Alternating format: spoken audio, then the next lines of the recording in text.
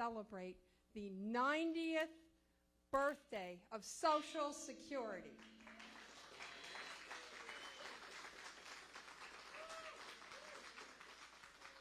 And that is a really big deal.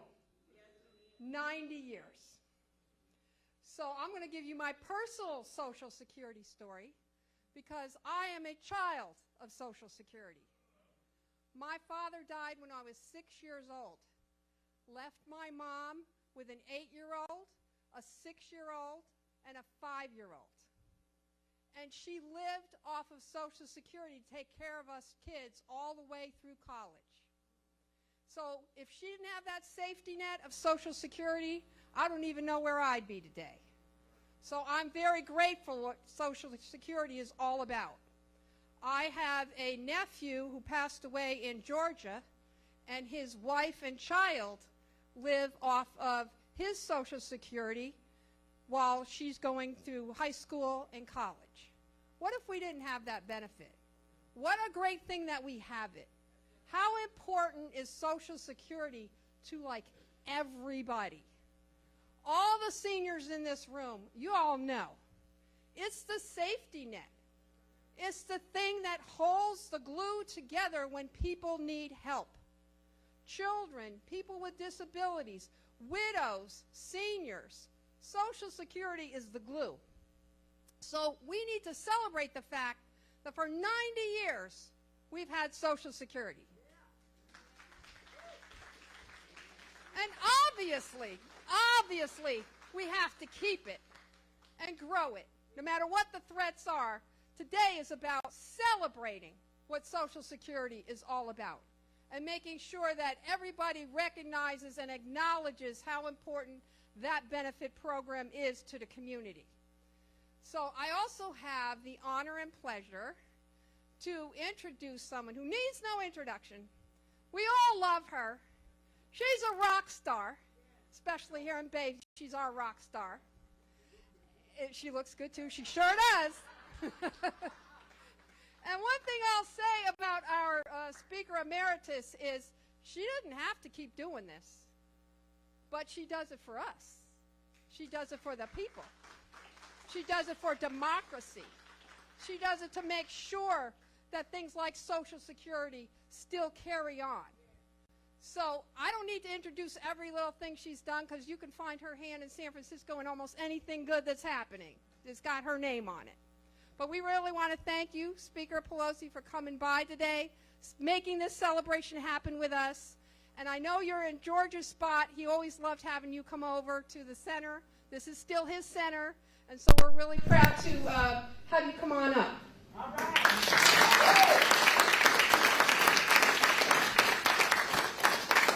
Thank you very much, Kathy. This is like coming home for me. Many of us have been together here time and again, but we go way back together. I love George very much. We miss him, but Kathy has carried on the legacy in such a very, very important way.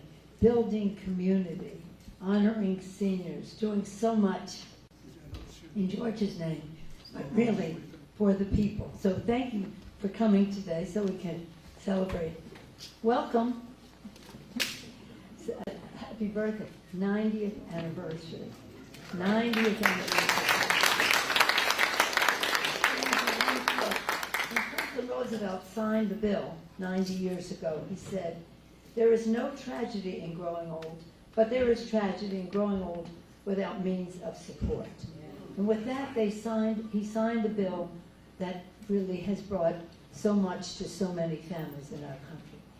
Sadly, over time, I don't have it, it's on my phone, but at the time, the Republicans opposed the bill. I'm not to talk politics here, but it's this history. And they said it was going to hurt people, lose jobs. It just went on and on about all the terrible things that Social Security would do. But of course, it has not done that. It has done what it intended to do.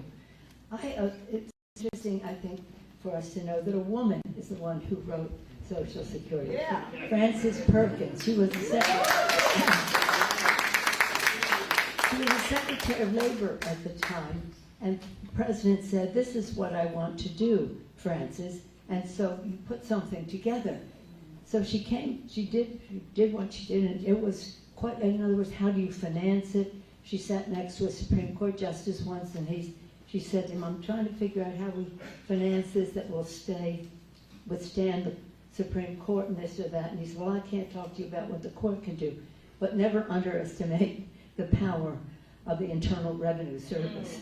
So she put that in there, how it would be funded. So she took it to President Roosevelt, and she said, here's the proposal. Now, it's the first woman cabinet member in our country, Secretary of Labor, putting together the proposal. So she gives it to President Roosevelt, and he says, that's perfect, Frances, that's perfect. You did a great job. Now make me do it. So she had to go out and build support in the country so that the Congress would vote for this and that he then could sign the bill. So she not only had the idea, created the initiative, she made him do it. So today is a day about Frances Perkins, the Secretary of Labor as well.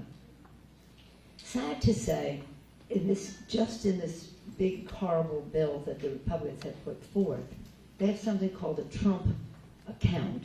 And the Secretary of the Treasury said the other day that he said, this is a backdoor way to privatize Social Security. There they go again. You were there for the fight that we had in 2005 against the Republican effort to privatize Social Security. We won that fight. I have great respect for President Bush. I think he's a patriotic American, but I disagreed on this. And he said, you keep telling people I want to privatize Social Security. I only want to partially privatize Social Security. I said, well, Mr. President, that's good enough for me. That's the case we will make against your initiative. And we then won the election, took control of the Congress, had control of the Congress. It was the first time we had won. This was 2006 now for the election, since 1992. But it was Social Security that brought us home in the House. And now, again, they're saying this is a backdoor way to we will not let them do that. This has been, thank you, my dear.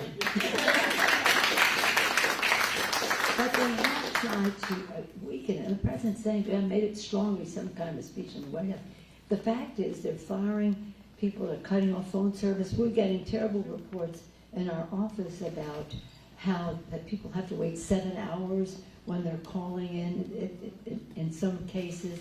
And so if you're affecting the technology, the telephoning, the personnel and the rest, closing offices and the rest, you are not strengthening Social Security.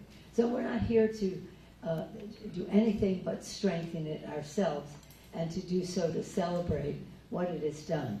And over time, when President Roosevelt wanted to also add health care to it, but they couldn't get to that place then.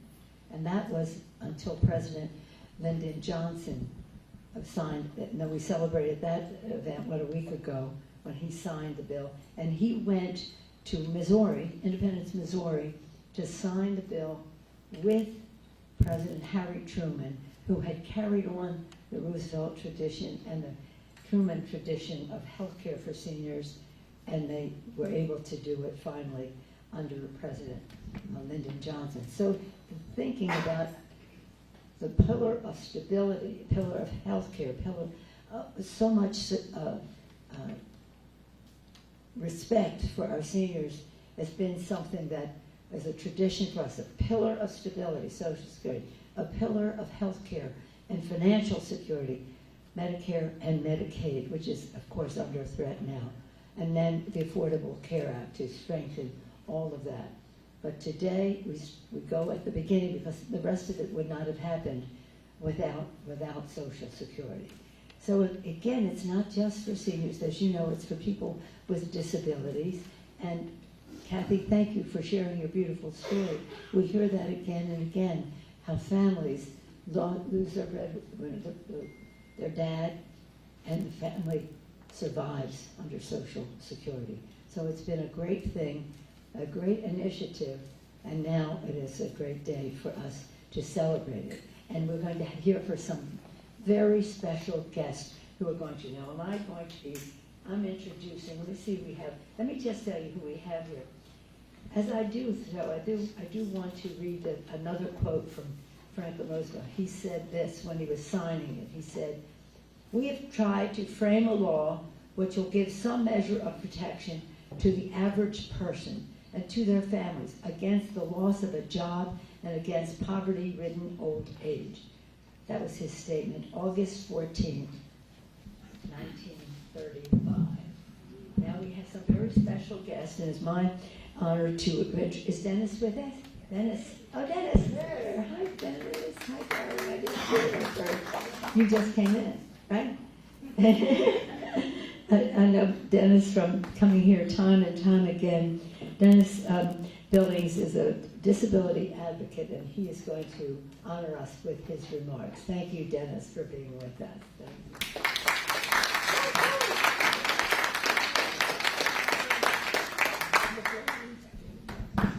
Thank you. Thank you, Byron. You're welcome.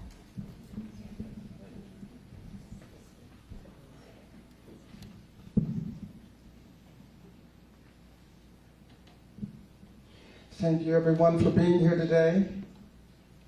Thank you, Nancy Pelosi, the lady of San Francisco, and for more years than I can count, have helped more people than I can think about create legal justice and bills to help all kinds of people. Thank you, Ms. Davis, for letting me present and be here today and be included in the program. I greatly appreciate it. And I would like to thank all of you for being here as well, attending. I am an African-American, blind gentleman, 73. I have a twin sister, had a twin sister, Debbie Billups. She is now transitioned and still kicks me out of bed to be successful, along with my wife. My mother is still alive. She's 94. I just saw her and talking to her.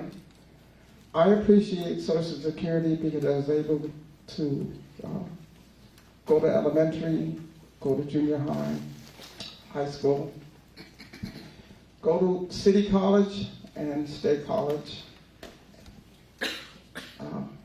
and as well as moving into the corporate world of working for a computer company for many, many years. My brief interlude with all of these things wouldn't have happened without Social Security and the benefits of Medicare and Medicaid and all of the beautiful offers that it brings to tie the ribbon and tie the wool and grab the net of holding people together. What happened? I appreciate all of these things because today I'm a grown man still helping people with love and light, helping people generate their facilities to be in America, to be in Social Security, and we need to keep those doors open.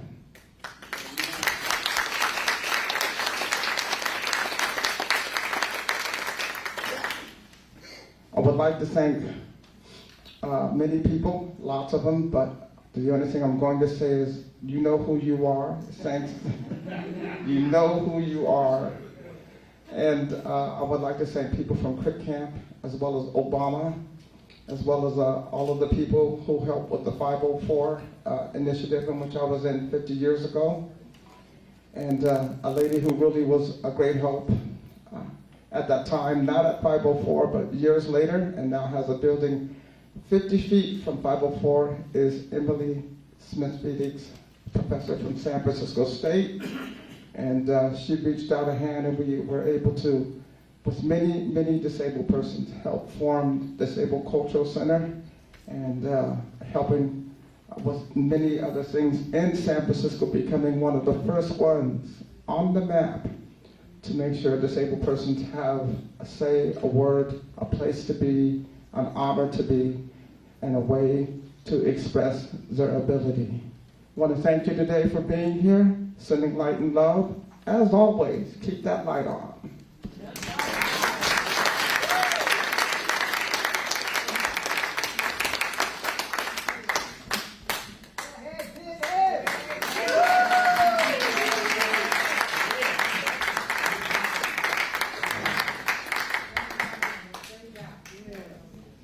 Thank you, Dennis. Thank you for a very kind introduction. My name is Emily Badix, and I'm co-director of the new San Francisco Disability Cultural Center that Dennis spoke about.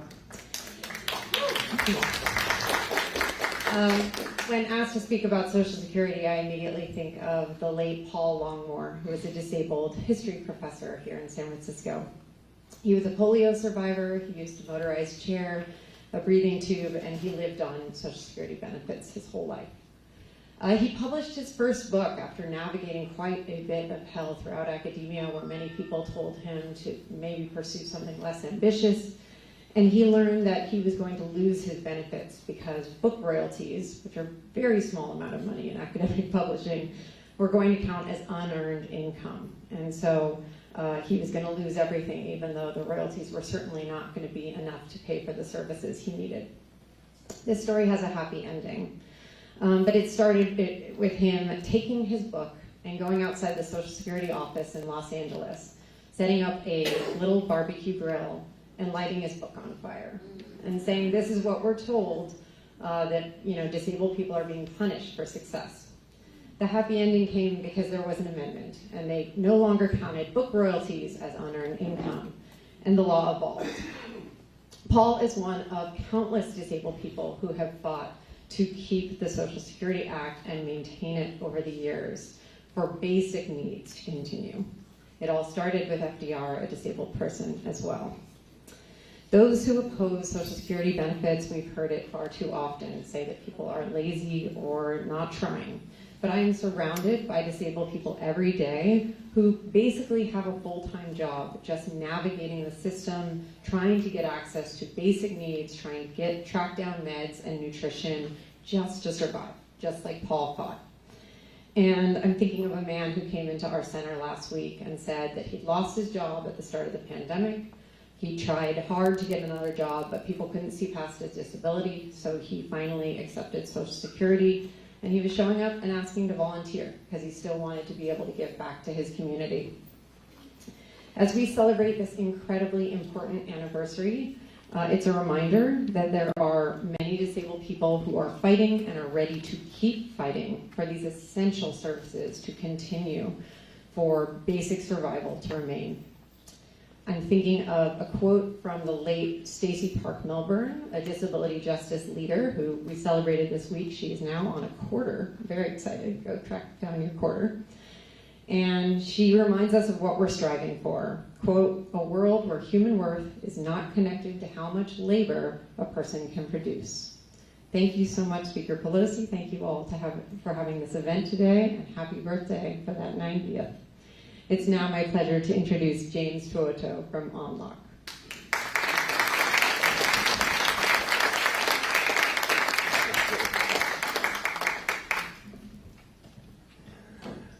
Hey everybody, good afternoon. I started working when I was 8 years old, and I worked all my life. And that wasn't much for school, but I always had a job. And I got sick, had a brain tumor. It makes you grow as an adult. Well, I grew as an adult, and so did my heart. My heart got as big as a football. So then I had the brain surgery done, and then I needed a heart. So I was broke, I was penniless. If it wasn't for Social Security, I wouldn't be standing here now. That's no joke. And then I got the heart transplant, and I've been transplanted for 23 years.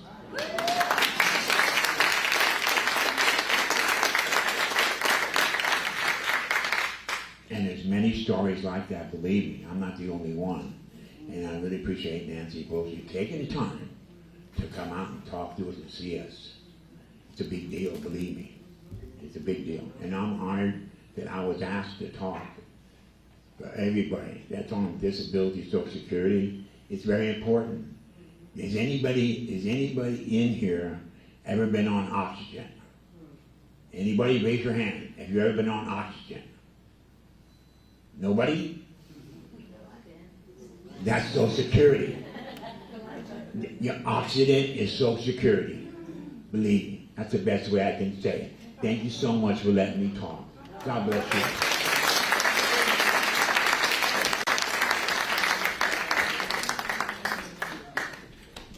Hello, and thank you, James, and thank you, Speaker Emerita Pelosi, for bringing us together for this special event. Thank you, Kathy. My name is Ben Louis. I am a primary care physician and public health practitioner who has spent my entire 20-plus years of career serving in the safety net. First in the community health center setting, and then the San Francisco Department of Public Health, and then currently I'm the Chief Medical Officer for OnLock. OnLock is a non-profit organization that has been serving seniors in San Francisco for 54 years. We created a program of all-inclusive care for the elderly, which provides all the Medicare, Medicaid services to our seniors. And PACE was developed in response to a need in the community for culturally sensitive services that also allows seniors to continue living independently for as long as possible. And Social Security is a critical lifeline that has allowed our seniors to remain independent for 90 years.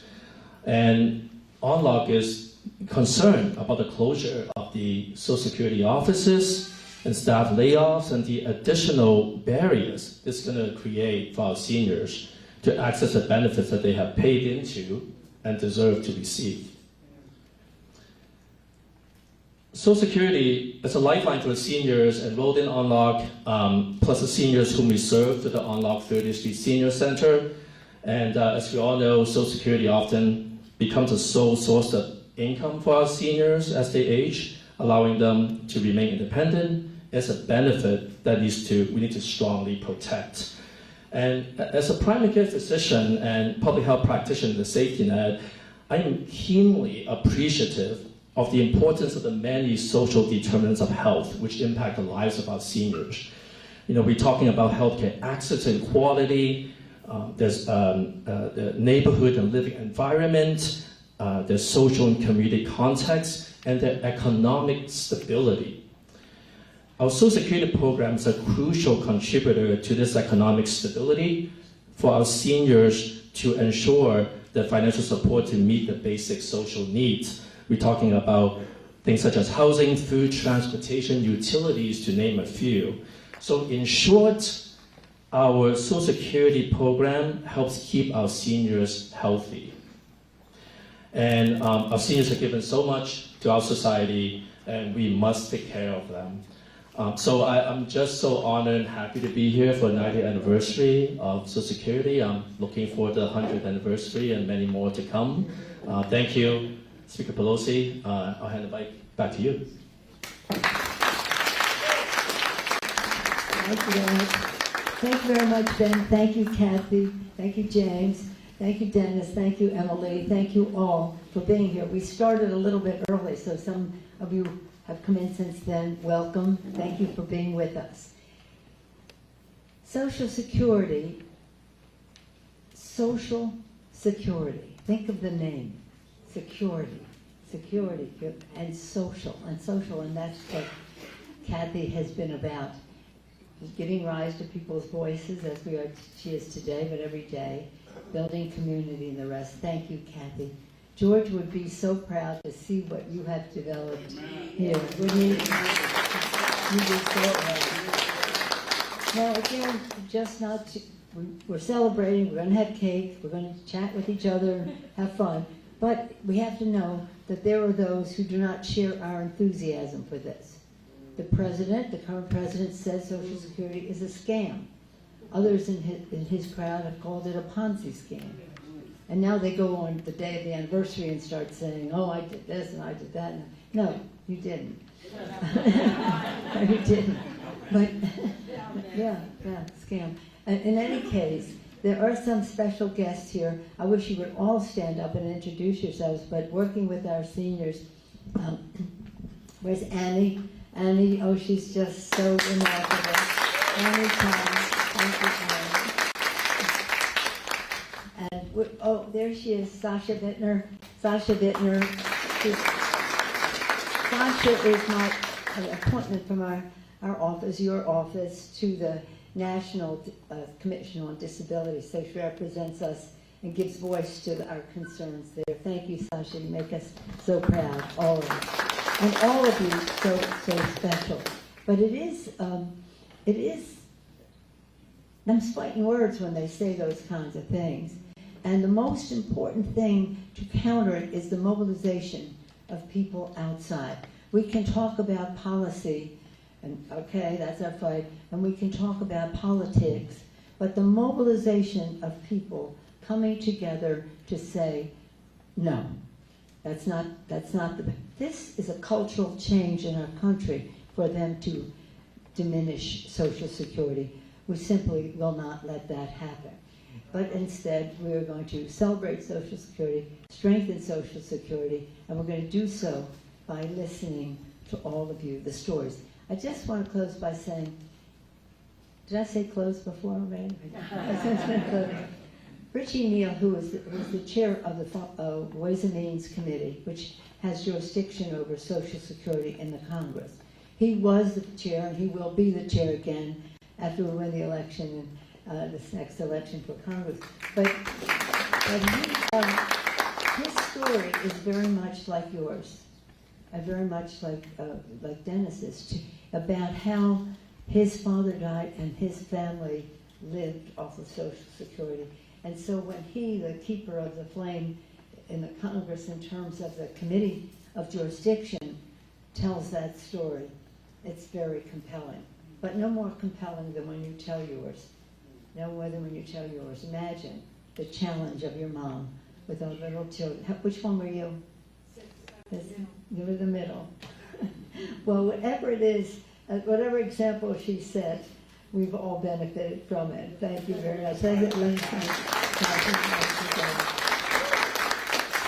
So shall we wheel in the cake so that we can... I'm just hoping that it's a little bit chocolate underneath, but I'm not sure. I'm not sure. Are you all ready for this? Now, I suppose we should light a candle and we should sing. Does anybody have a good voice here?